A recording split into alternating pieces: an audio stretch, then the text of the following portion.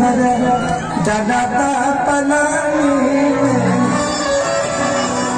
गन्ना के गाना बहुत बड़ा प्रेम पांडे हमारे आए हुए हैं, उनका ही लिखा हुआ गाना था कि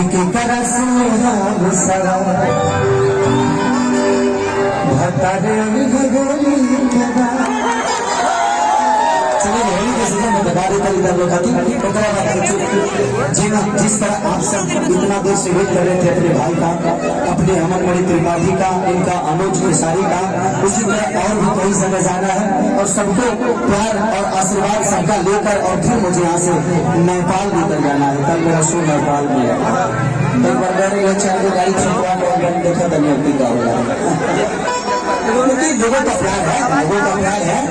और आप ही लोगों ने गाड़ी दिया था केसारी को और आप ही लोगों ने फूट दिया, तो क्या फर्क पड़ता है? साइकिल के औकात ना रहे तो स्कॉर्पियो हमें फूट देता रहे, कौन बात है? बहुत बड़ी बात है। चलिए आपकी मोहब्बत एक गाना से सुना, उसके बाद हम लोग थोड़ा सा कि दोनों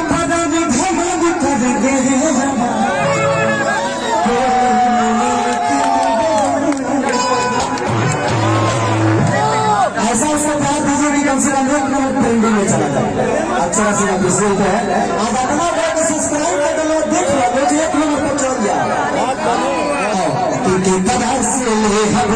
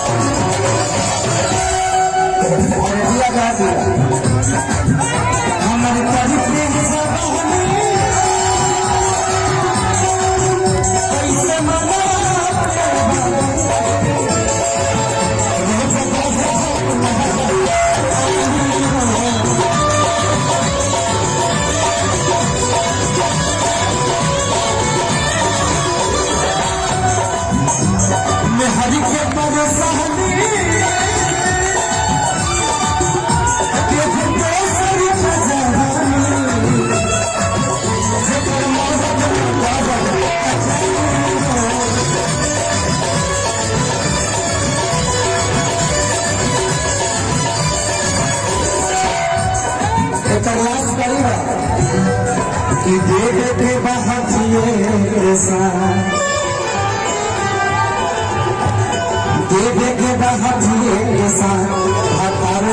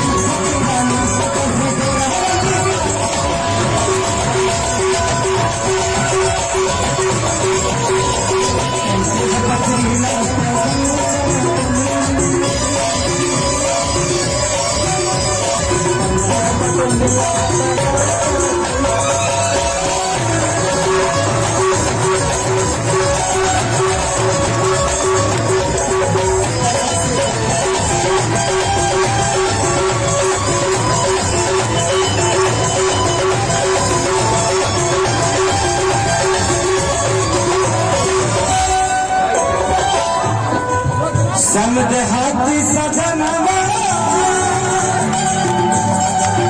ये गाना श्याम देहाती का लिखा हुआ था। आज हमारे बीच में नहीं है, कोरोना काल में इसी गोरखपुर में उसका देहांत हो गया।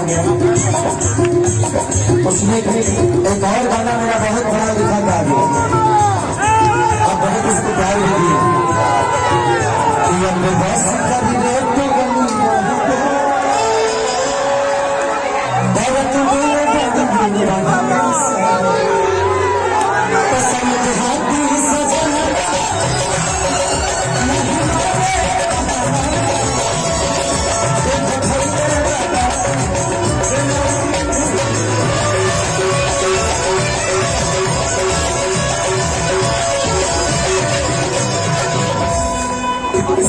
पवन पुजारी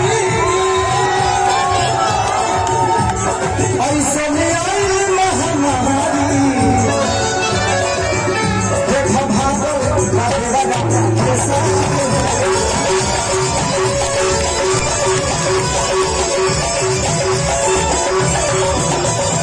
आ गईले घरे आजा,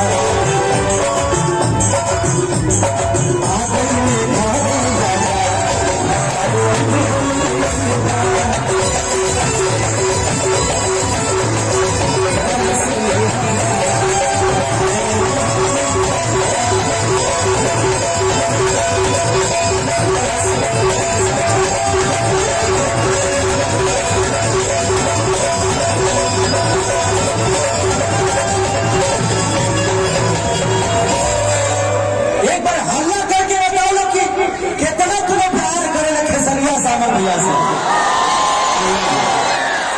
प्यार करते रहे।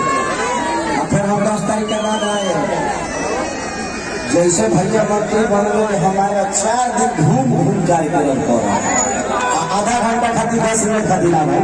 अब की है तो 1 दिन खाती, फिर 1 दिन, फिर 1 दिन, क्या जाता है 4 दिन कार्यक्रम कर दीजिए, है ना। अब जब इन लोगों का मन है कि एक यहाँ होगा, एक वहाँ होगा, एक वहाँ होगा, लोग जाना नहीं चाहते हो, ठीक है कोई बात नहीं, हम लोग घर जाकर लिट्टी चोखा खाए। लेकिन अब इस बार का ऐसा सौगात होना चाहिए कि पिछली बार से डबल का मात्रा है ना। 1 लाख प्लस से जीत होना चाहिए। पिछली बार 45 था ना, लेकिन ठीक था, ठीक ठाक था।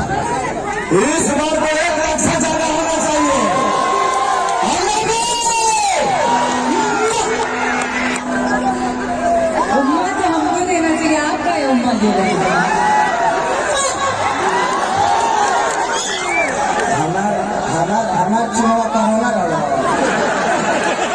प्रोटीन के वैक्सीन सफा खत्म है बड़ा का।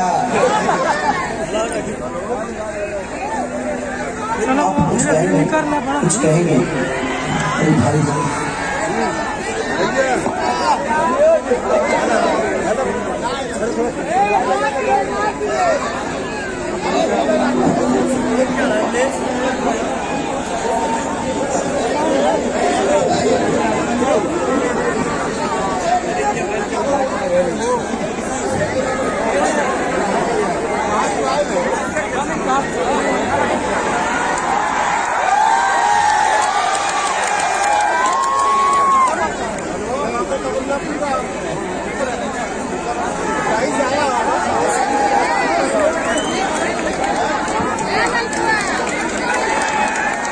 मोहब्बत है, इस बच्चे की मोहब्बत है, लेकिन उसका तरीका आगे का गलत है। कोई बात नहीं, अगर तरीका से कोई आई तो हम किसी को मना थोड़ी करते हैं। ये स्टेज का एक तरीका होता है, उसको हमेशा हमेशा हर आदमी को देखना चाहिए, क्योंकि ये कार्यक्रम भी रखा गया है तो आपकी खुशी के लिए हमें बुलाया गया है कि आप मुझे प्यार करते हैं और आपको और हमें कभी दूर नहीं देखना चाहते। इसलिए हम भैया ने इतनी प्रयास से मेरा शूटिंग छोड़कर मैं दिल्ली से सनफ बिहार का मैं कर रहा था, और उनका भी पंजाब में एक बहुत बड़ा गाना करने के लिए शायद दीप प्राप्ति के साथ, तो दीप प्राप्ति के साथ गाना छोड़ के बेचारी आई है, उसका डेट आगे है। तो आप लोगों की बदौलत ये प्यार और मोहब्बत यहाँ हमें मिली है, कैसे ही प्यार और आशीर्वाद देते रहिए।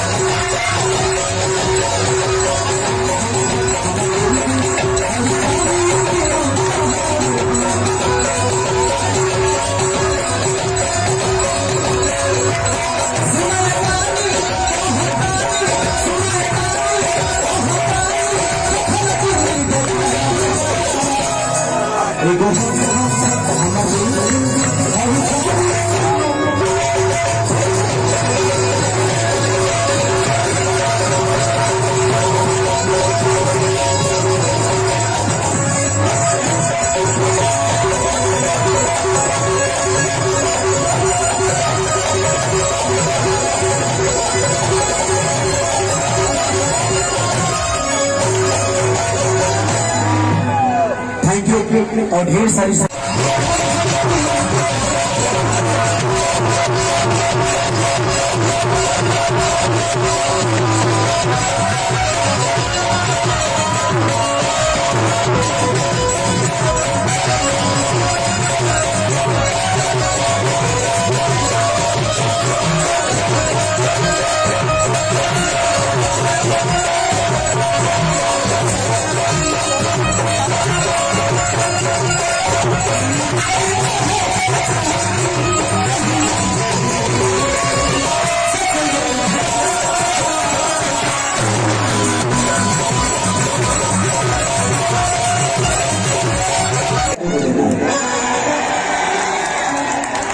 यहाँ से भरा खेसारी लाल यादव है।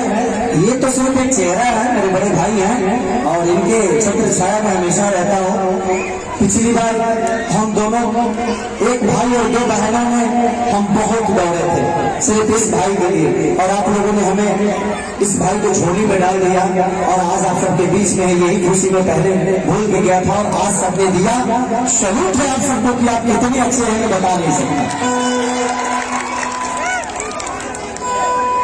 दोबारा नहीं, जब तक धरती पे ये है तब तक रहेगा हमारा समाज।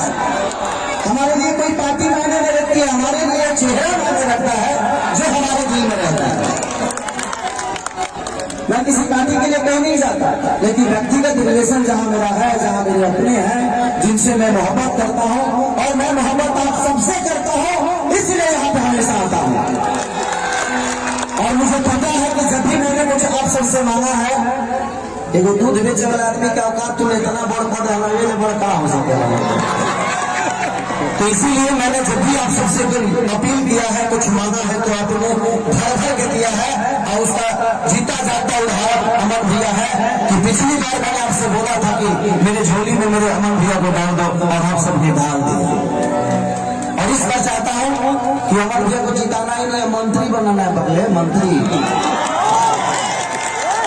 तो इस बार डाल दो ताकि मंत्री बने, ताकि हम लोग का इंदिरा आवास ढाका था पास हो। थोड़ा सा कम काम रहता है, तो मंत्री बल्ला में ढेर माल आता है।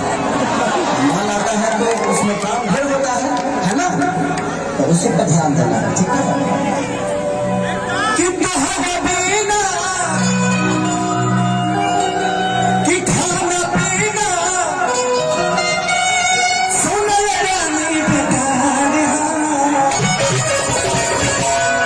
मैं ये अक्षरा जी का दिखा रहा हूँ, ठीक है, ताली बजाओगे ना?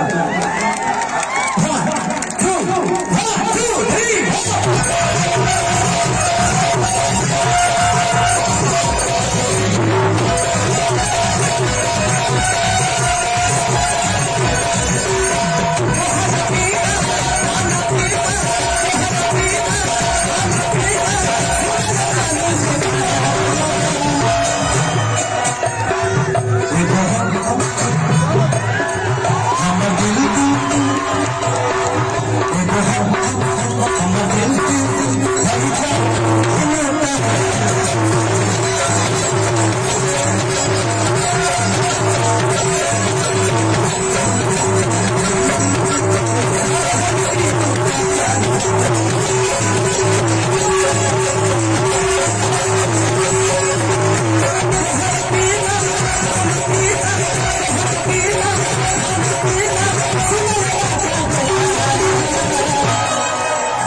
तो अक्षरा जी के लिए था, तो प्यार कहूँ बोल दिया। लेकिन ये जो भी है ना, ये पूरी मेरी जिंदगी जो है आप सबकी बदौलत है। आज अमन भैया जैसे बड़े भाई अगर मुझे नसीब हुआ, मेरी बहन जो कि अपने छोटे भाई से कम मुझे प्यार नहीं करती, इस परिवार ने मुझे गोद लिया है। इस परिवार का भी एक बेटा हूँ मैं, जिस परिवार में आता हूँ तो मुझे नहीं लगता कि मैं अपने घर में नहीं आया। तो मोहब्बत ही सब कुछ है और एक फैमिली बन जाता है। आपकी मोहब्बत ही किसी को इतना बनाती है।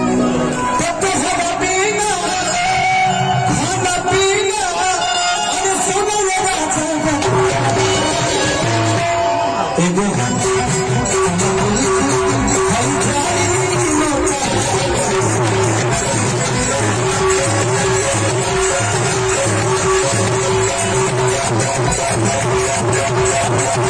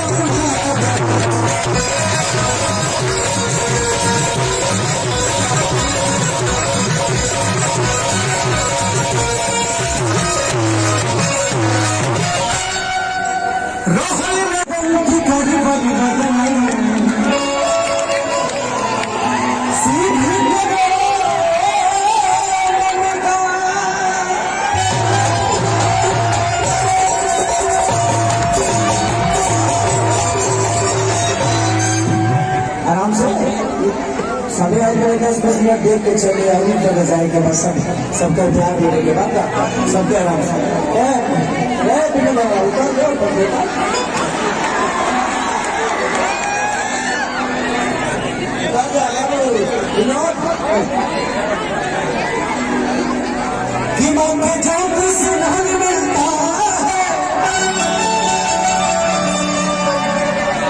सबको दिलों को से दूर मिलता है दिलों के दरबार में जो जाए खाली उसे कुछ ना कुछ जरूर मिलता है।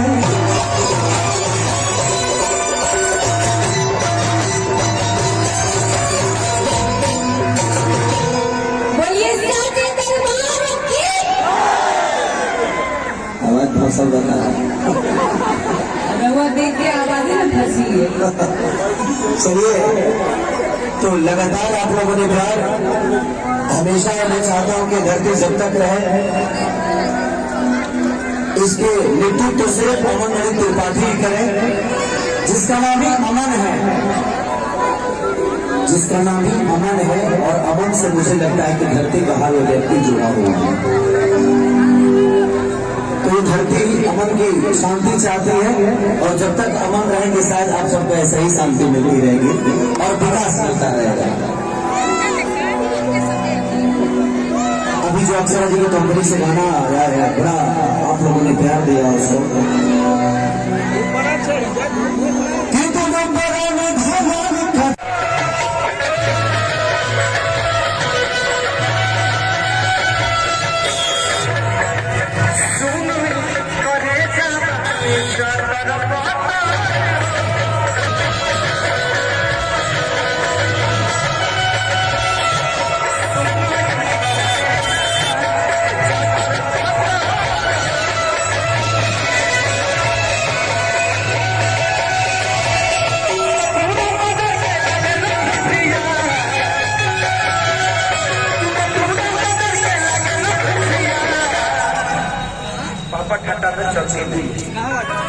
कि अपन परवल के लेकर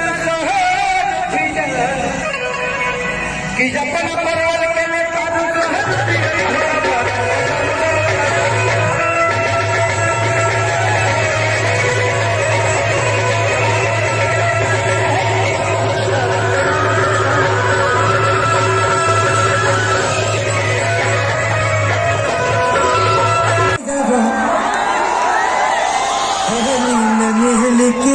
बवाल करेंगे। मेरा और अक्षरा जी का एक गाना अभी रिलीज हुआ है 2-3 दिन पहले, जो कि ट्रेंडिंग 2 पे है। और आप प्लीज प्यार और आशीर्वाद दीजिएगा उस गाने को कि नंबर 1 पे जाए। आज एक और गाना सारेगा हम मजबूरी से रिलीज हुआ है मेरा, कि जपन परवल के लेता शहर पिया तो हमारा बैगन के दाम देव रुपया। मैंने दोनों सब्जी बेचने वाले लोग हैं, लड़कियां भी परवल बेच रही है, बैगन बेच रहा है अपना, तुम लोग ही रह लो बोलो। तो बस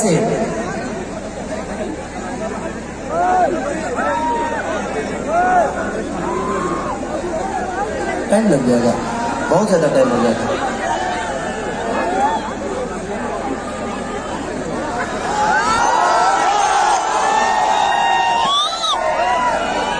कि जहाँ जाइबू ता जा ओ सनम, देखे जिंदगी भखा तेरे जखम, जनी सोचा हमारा बारे में, तोहरा खातिर हमरा माइल न रहे। ये प्यार कल बरसों के गाइल न रहे, भुला गइल वैसे जैसे भाइल न रहे। तो मैं यही चाहता हूँ, इस मंच पे तो मैं भी गाने के लिए आया था, क्योंकि म्यूजिशियन टीम इतना दूर है, आना जाना लगाना ये कम से कम 1.5 घंटे का काम है।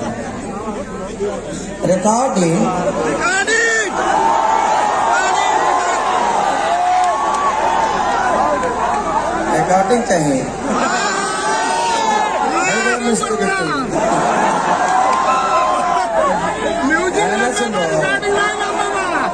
रिकॉर्डिंग में का खाली म्यूजिक रहला, गाना न रहला रे, सब पागल करे पर लागल बड़ा। अच्छा ठीक है, म्यूजिशियन को आप वहीं भेज दीजिए, यहाँ मत बुलाइए। और अक्षरा जी आप भी कुछ बोल दीजिए। अक्षरा जी के कंपनी से ये गाना है और आप लोगों ने बहुत प्यार दिया, तो ये भी कुछ कहना चाहेंगे। और मेरा इनका और एक बादशाह का गाना आप लोगों ने देखा होगा,